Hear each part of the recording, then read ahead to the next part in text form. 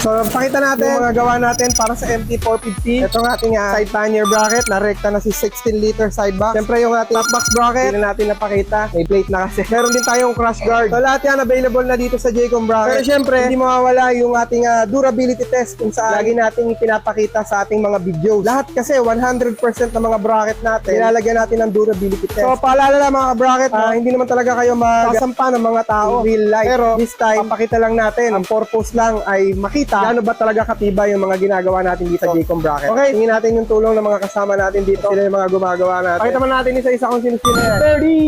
Yo! Michael! Sindong!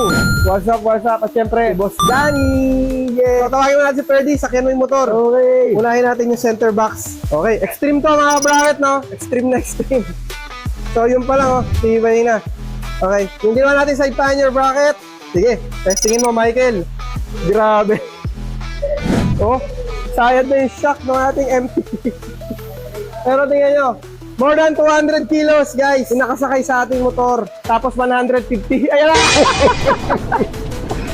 Napaka-solid ng bracket natin, mga bracket. Extreme durability test yan. Kitang-kita nyo naman. Napakatibay. Maasahan. So, yan, si Jaycom bracket. Maraming salamat.